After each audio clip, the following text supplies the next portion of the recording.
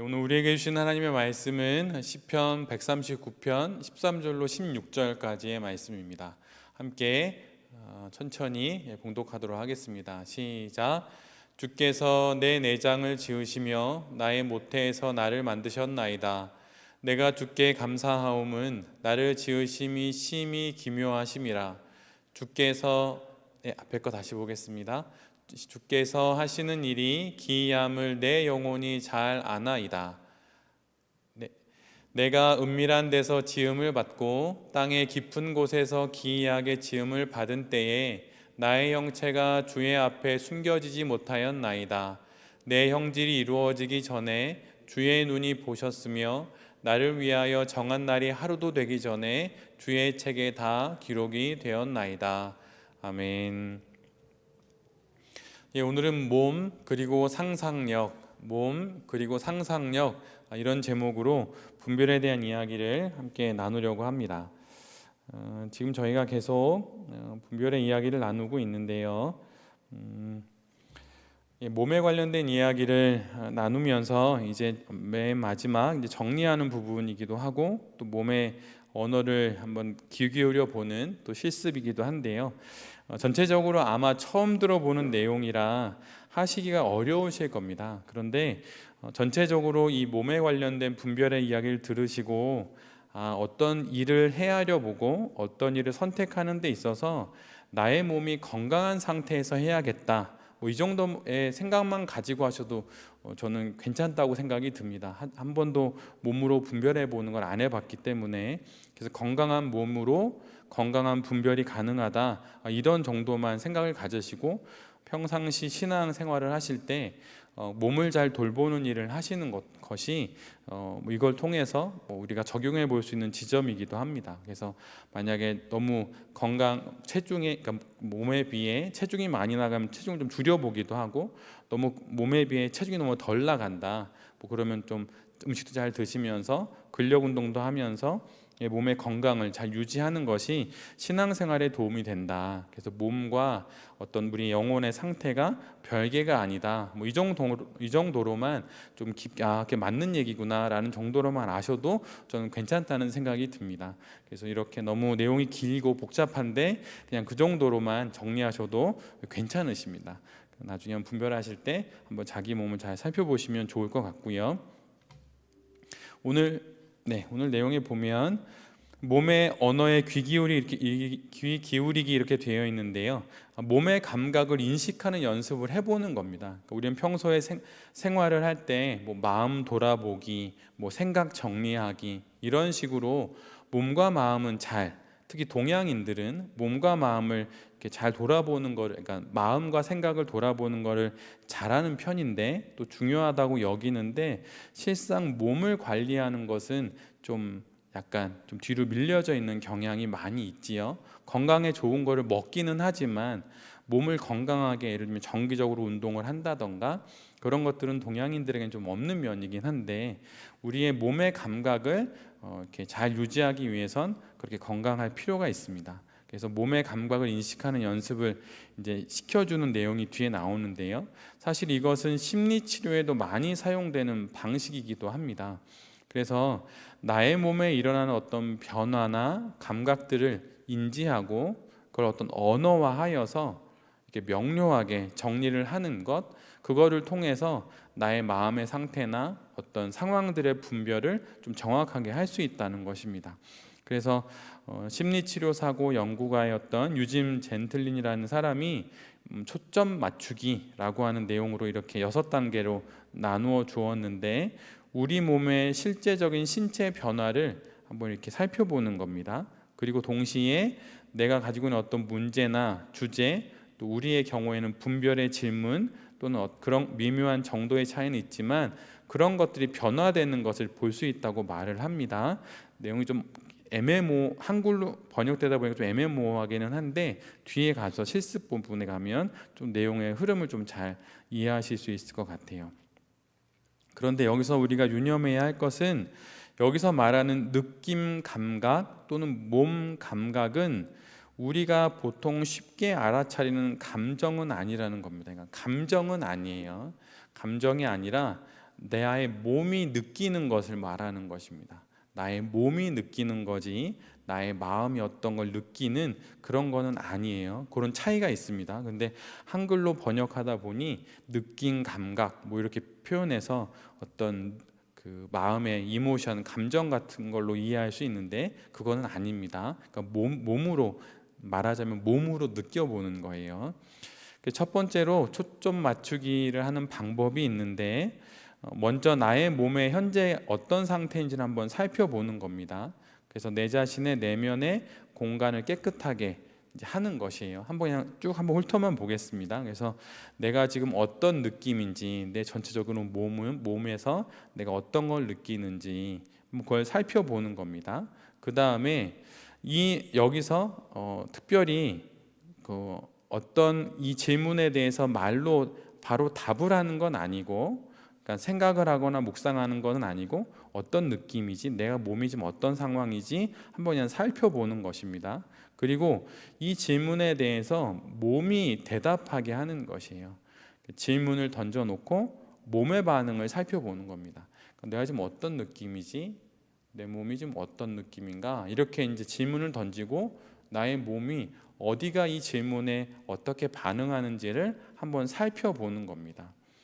그런데 그 감각에, 내가 느끼는 몸의 감각에 몰입하지는 않고 내가 갖고 있는 내 몸에 대한 반응들을 계속 질문을 해보는 것이에요. 그리고 그 몸이 반응하는 것을 단순히 받아들이고 그냥 그것을 잠시 이렇게 받아들이고 표현하자면 느끼는 것입니다. 그리고 그 이외에 또 다른 어떤 다른 감각은 어떤지 살펴보는 것이에요. 그래서 이런 내용을 정리하면 맨 밑에 문장이 되는데, 비유적으로 말해서 우리의 몸 안에 있는 중요한 감각들이 나를 에워싸고 떠오르기 시작할 때까지 이 질문을 계속 해보는 겁니다. 그러니까 나의 몸이 어떻게 느끼나, 이 상황을 어떻게 하나.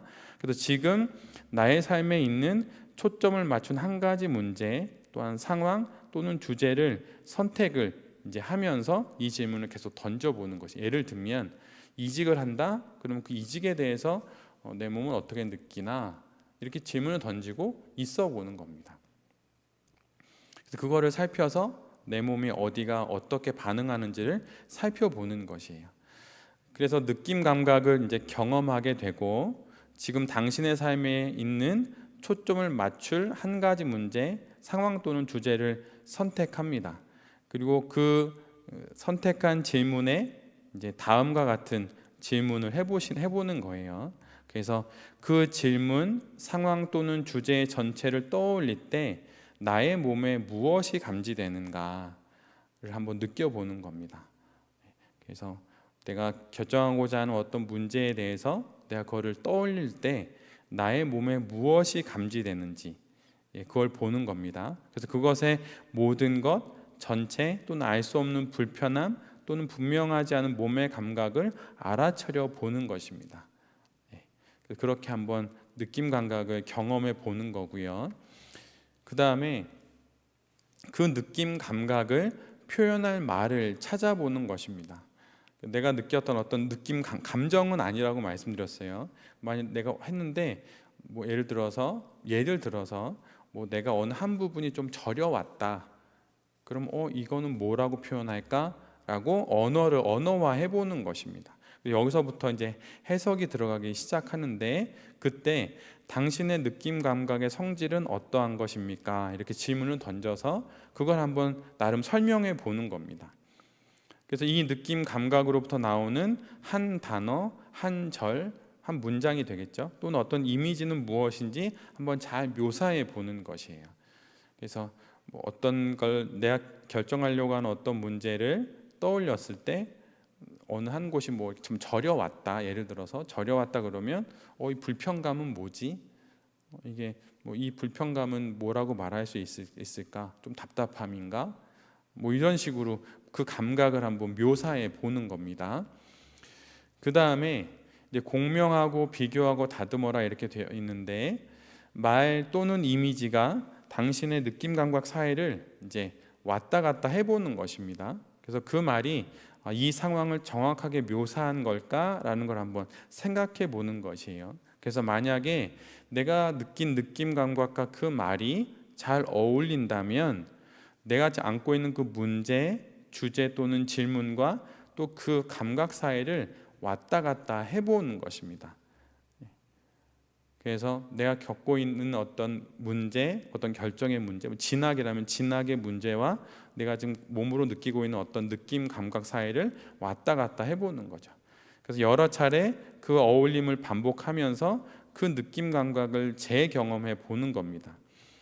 그리고 그 느낌 감각이 변화한다면 그것이 당신을 어디로 데려가는지 주의 깊게 따라가 보는 것입니다.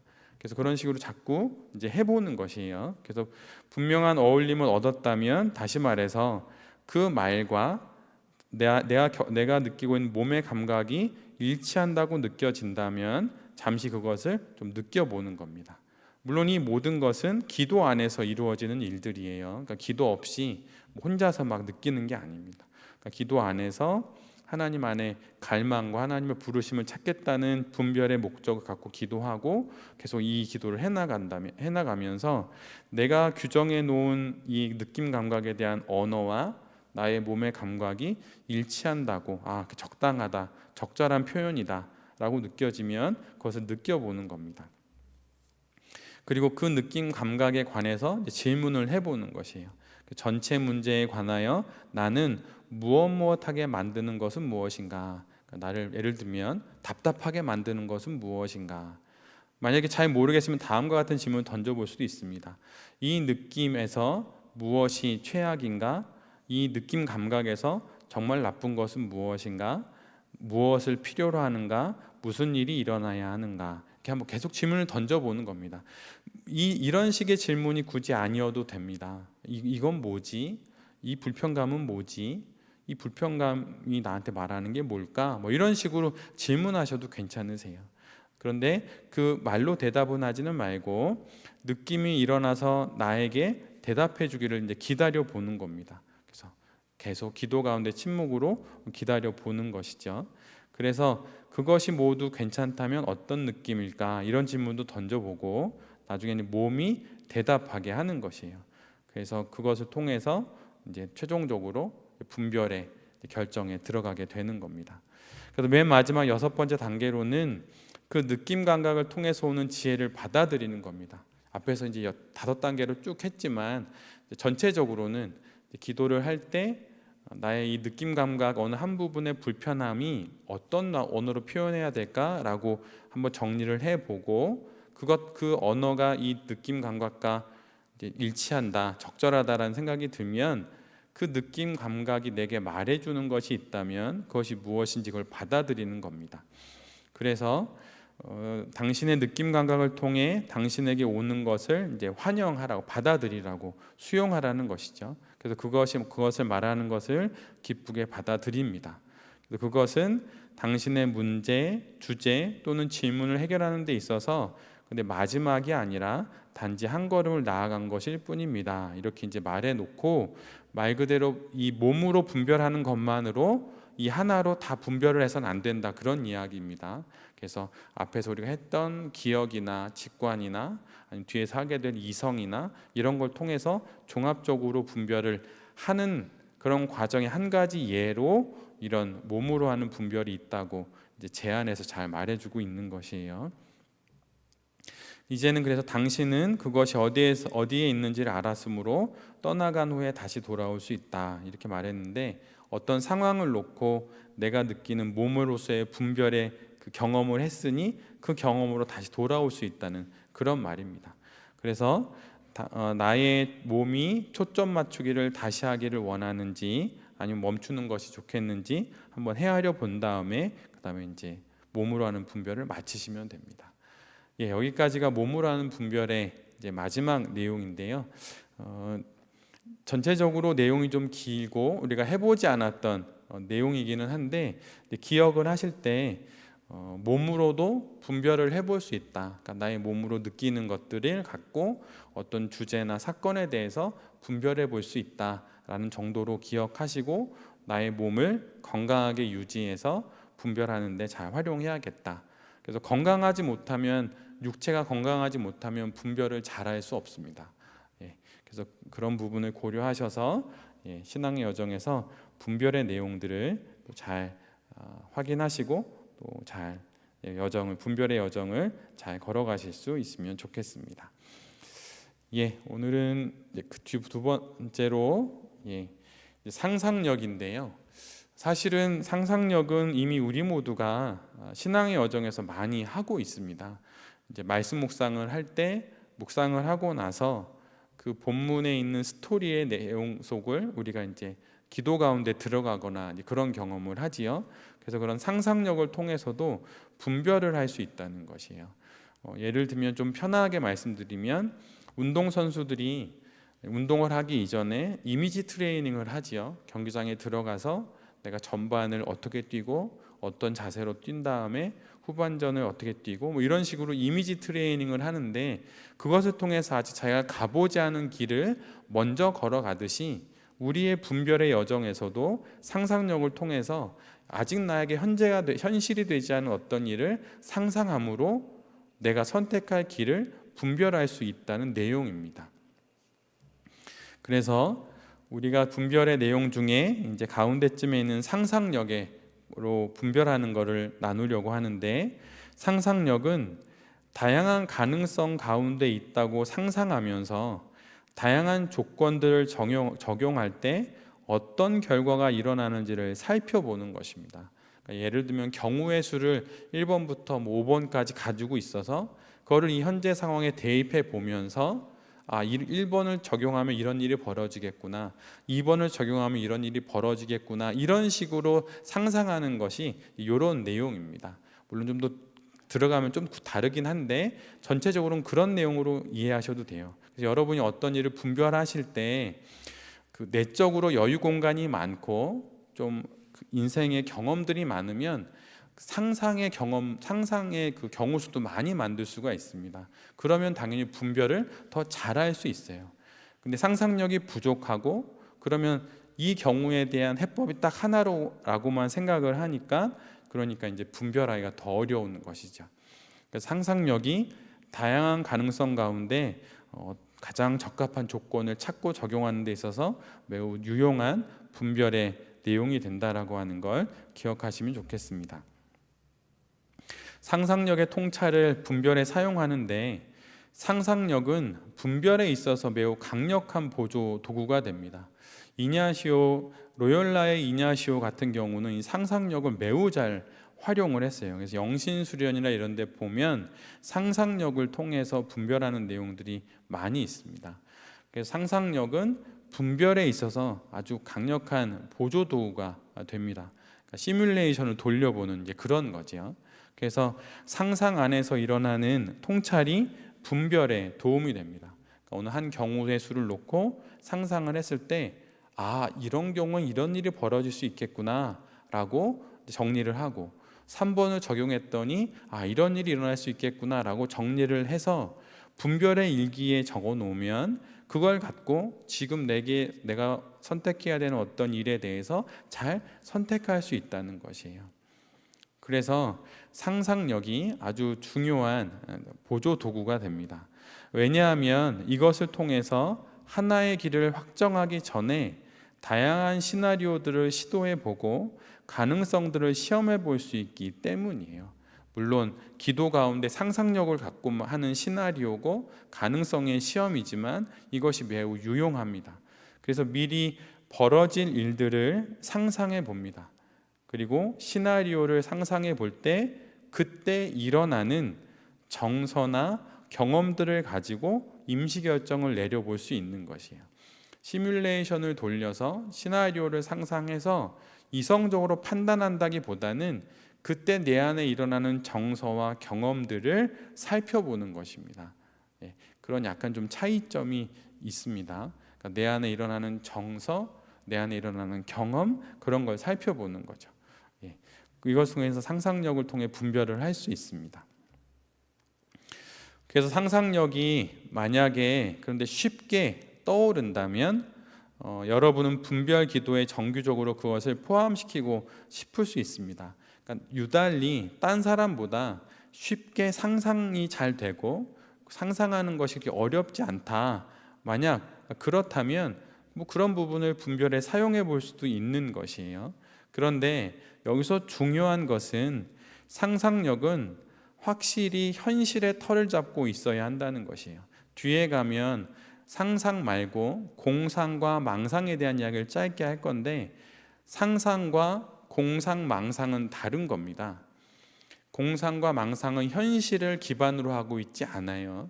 근데 상상은 현실을 기반으로 합니다. 그래서 만약에 어느 누가 상상을 통해서 현실의 삶을 잘 살게 하지 않는 방향으로 결정이 내려진다면 그것은 기독교 전통 안에 있는 상상력을 통한 분별이라고 보기는 어렵습니다. 그래서 상상력은 현실의 터에 자리를 잡고 있다, 이런 부분을 기억하시면 좋겠고, 또 이런 이성이라고 하는 것이 바로 그 부분을 보충해 줄 수 있습니다. 그러니까 상상을 통해서 이렇게 막 떠올리는데 그것이 너무 허무맹랑하다라는 느낌은 이성을 통해서 딱 잡아줄 수 있는 거죠. 그래서 그걸 통해서 서로 보완하면서 여러 분별의 방법을 사용함으로 통찰과 분별을 해나갈 수 있게 되는 겁니다. 그래서 이런 식으로 상상을 할 수 있습니다.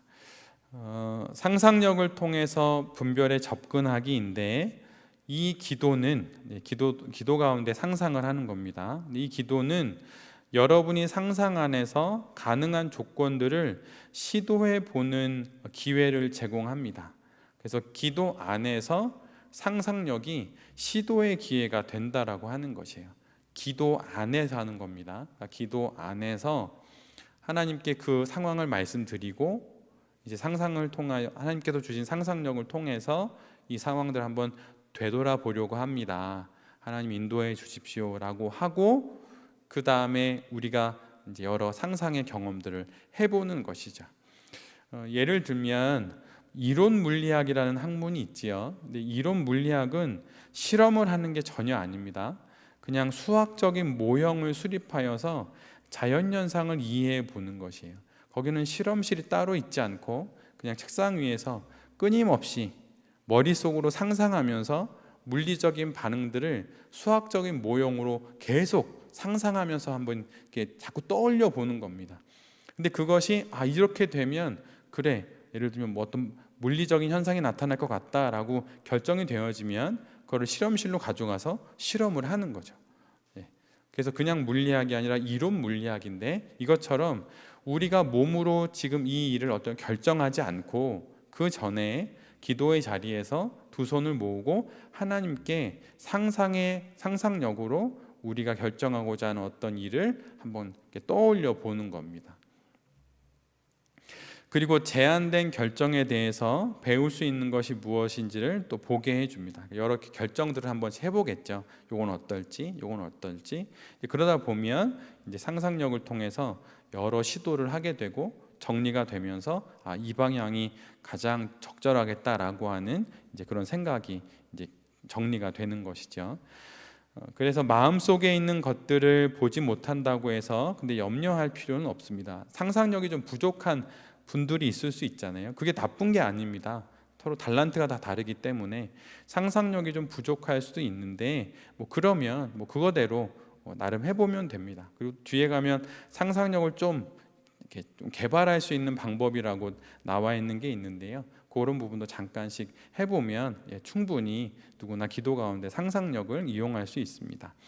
그래서 상상력은 또 다른 길들을 또한 이제 사용할 수 있도록 우리로 하여금 계속 안내를 해주는 거죠. 그러니까 해봤던 이 경험, 해봤던 어떤 선택, 그게 아니라 완전 새로운 어떤 선택을 해볼 수 있도록 우리에게 제시를 해본다는 거예요.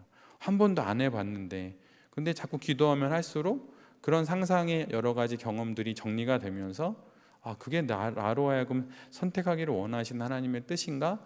라고 이렇게 정리가 될 수도 있다는 겁니다. 그래서 그런 내용이 있습니다. 그래서 상상을 갖고 기도하는 방법의 첫 번째는 늘 그렇지만 하나님의 부르심을 따르고자 하는 내 자신의 갈망을 새롭게 하나님께 기도드립니다. 그래서 어떤 특정한 결과보다는 갈망 자체를 더 중요하게 여기도록 해달라고 하나님께 요청을 하고, 이건 앞에서 말했던 모든 내용에 반복됐던 내용인데요. 먼저 이렇게 하나님을 향한 갈망을 기도를 하고, 언제라도 영적 자유함이 사라지는 것을 발견하면 다시 원점으로 돌아온다. 이런 이야기를 말씀을 드렸습니다.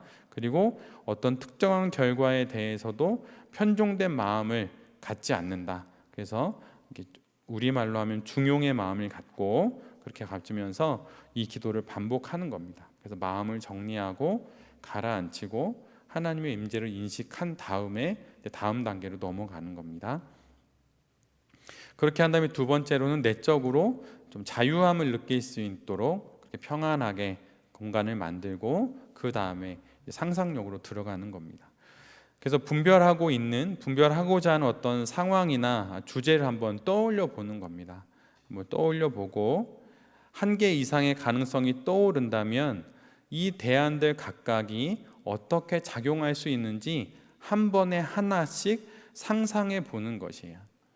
그래서 어떤 상황에 대한 1번부터 4번까지의 옵션이 있다면 첫 번째로 1번을 갖고 한번 떠올려 보는 겁니다. 그래서 내가 1번을 선택했을 때, 예를 들면 목회자로의 경우로 말하면 사역지를 결정하는데 서울에 갈지 지방에 갈지 아니면 개척을 할지 이런 식이 있다면 서울에 있는 어떤 교회에 부교육자로 간다.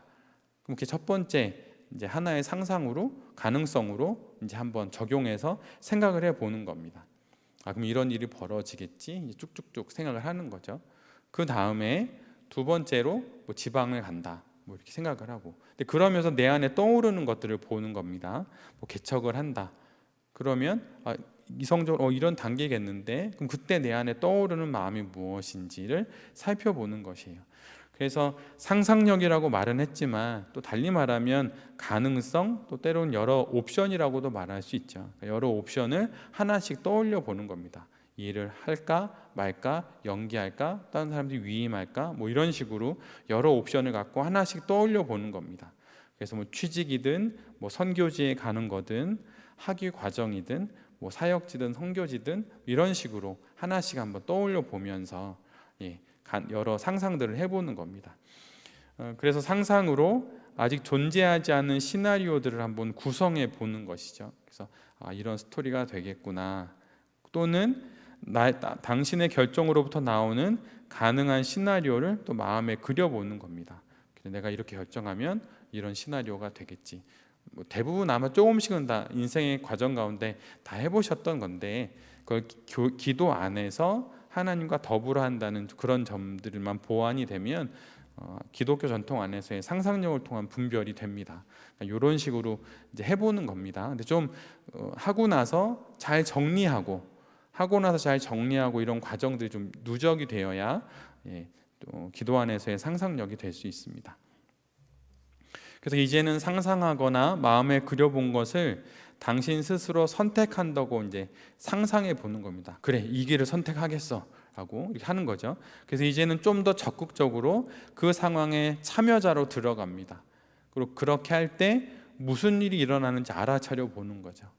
그리고 그 결과를 기록합니다. 예를 들면 저의 경우로 말하면 개척을 한다. 그러면 어디서 하고 누구랑 하지? 생계는 어떻게 하지? 이런 식으로 적극적으로 그 상황에 들어서 헤아려 보는 것이에요. 그때 내 안에 일어난 마음도 무엇인지, 떠오르는 생각을 그건 안 좋은 거야 이런 게 아니고요. 떠오르는 생각도 괜찮습니다. 잘 정리해 놓으면. 그리고 더불어 나의 마음은 또 어떤지 머릿속으로 계산해 봤더니 계산한 거는 모두 다 부정적이고 안 좋은 거예요. 근데 반면에 마음엔 평안이 차오르라서 마음에 차오른 평안으로 그 일을 선택할 수도 있는 겁니다. 그래서 머리로 계산했는데 이건 가면 안 되는 길이야. 그런데 마음 안에선 그 길로 가는 나를 떠올릴 때마다 평안함을 느낀다. 그러면 나의 머리와는 다르게 나의 마음에 떠오르는 그 어떤 신앙적 정서를 통해 그 일을 선택할 수도 있는 것입니다. 그래서 머리에 떠오르는 생각이 이렇게 완전히 배제하거나 그럴 필요까지는 없습니다. 그래서 이렇게 적극적인 참여자로 들어갈 때 무슨 일이 일어나는지 최종적으로 잘 결과를 기록해 놓으면 됩니다. 그리고 이번에는 다른 길을 또 선택하고 상상해 보면서 그 길이 열어 보여주는 것에 관련돼서 또 기록을 하는 겁니다. 쭉쭉 기록을 해보는 거죠. 그래서 이런 기록이 누적이 돼서 최종적으로 분별을 하는 것이에요. 예. 그래서 여섯 번째로는 그래서 영성일기에 다음의 질문들에 대한 답변을 기록함으로써 그 선택의 조건들을 평가해 보는 겁니다. 어느 길을 따라 행동하는 것이 가장 자연스러웠나, 그러니까 제 어떤 편안했나, 억지스럽지 않고 그냥 문을 열었더니 다음 문이 보여서 또 그 문을 여는 이런 자연스러움이 있었나, 어느 것이 그런 걸 살피는 거고, 또 반면에 어느 것이 나를 가장 흥분시켰나, 좀 긍정적인 의미로 말하자면 그 일을 하면 막 내 안에 거룩한 열망이 막 일어났나, 이런 걸 살펴보는 것입니다. 그리고 어느 것이 옳게 느껴지는가 이제 살펴보는 거죠. 자연스럽고 나로 하여금 흥분하게 하고 그거 하면 이건 옳은 일이야 이렇게 느껴지게 하는 시나리오가 몇 번인가, 이런 겁니다. 그리고 네 번째로는 어느 것이 나의 개인적인 지금까지의 개인사와 가장 잘 연결되는가, 다른 말로 하면 잘 어울리는가, 이런 부분도 살펴봐야 합니다. 하나님께서 우리에게 지금까지의 삶과 전혀 다른 결정을 하시게 할 수는 있습니다. 외형적으로는. 근데 내적으로는 거의 일관성을 갖게 하신다고 저는 생각이 들어요. 연속성이 있습니다. 그래서 나의 개인사를 돌아봤을 때 그 이전에 어떤 하나님 안에서 잘 분별했다고 하는 전제하에 그것과 현재 내가 내리려고 하는 결정하고의 연속성이 있는가, 이런 걸 살펴보는 것입니다. 그러면서 항상 그런 어느 게 더 자연스럽고 어느 게 더 하나님 뜻에 가까운가를 살펴볼 수 있는 기준은 하나님과 함께했던 지난날의 역사입니다. 그래서 하나님과 함께하면서 여기까지 이르게 된 나의 인생 속에서 내가 분별했던 경험들, 하나님께서 어떻게 역사하셨는지에 대한 그런 경험들이 오늘 내가 결정 내리고자 하는 그 일의 어떤 기준이 됩니다. 그래서 그것보다 이건 좀 낮은 느낌이다, 그럼 그건 배제. 그것보다 좀 또 하나님께 좀 더 가까이 가는 느낌이다, 그럼 그거는 이제 선택해 볼 수 있는 것이죠. 그리고 영적 은혜를 받고 인도해 주시는 길을 따라왔던 경험들이 기준으로 옳은가 한번 살펴볼 필요도 있어요. 그러니까 하나님 지금까지 어쨌든 여러 선택을 하면서 왔는데 그 선택들을 해왔을 때 내가 하고 싶은 대로 했던 어떤 결정과 그 결정의 그 기준을 지금 여기에 그대로 적용하려고 하는 것은 아닌가 한번 또 살펴볼 필요도 있습니다. 그래서 또 어떤 이러한 기준에 에너지가 가장 많이 올라오거나 또 그 기준에서 연속성이 있는 것은 무엇인지 이렇게 살펴보는 것이죠. 이 정도 내용으로만 해도 상상력은 이제 여러분이 분별해서 한번 사용해 보실 수 있습니다. 그래서 기도를 하고 갈망과 자유함 가운데 하나님 앞에서 기도하면서 여러 시나리오를 하나씩 적용해서 그거가 최종적으로 내 안에 일으키는 정서와 이성적인 판단들을 하나로 정리하고 또 그 다음 거 정리하고 그 다음 거 정리한 다음에 이 마지막 여섯 번째 이런 질문을 던져보는 거예요. 가장 자연스러운 거는 뭔가? 나를 가장 흥분시키는 거는 뭔가? 이 중에서 가장 옳은 것은 뭘까? 나의 지금까지 신앙 여정과 가장 잘 연결되는 연속성이 있는 것은 뭘까? 라고 해서 그거를 선택하셔도 됩니다. 그래서 다음에 또 여정을 걸어가시면 되는 것이죠. 지금까지 저희가 여러 분별의 이야기를 계속 하는데 그 분별의 이야기를 꽤 길게 하는 걸 통해서 성도님들에게 꼭 알려드리고 싶은 것 중에 가장 중요한 것은 분별은 쉽게 되는 게 아니라는 걸 말씀드리고 싶어요.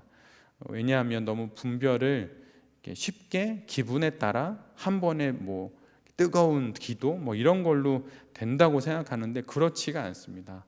매우 지난한 과정을 겪어내고 잘 정리하고 그다음에 그걸 통해서 흔들리지 않는 최종적인 어떤 결론을 갖고 분별을 하는 거지, 기분에 따라 느낌에 따라 그날의 분위기에 따라 분별하는 게 아니라는 것이에요.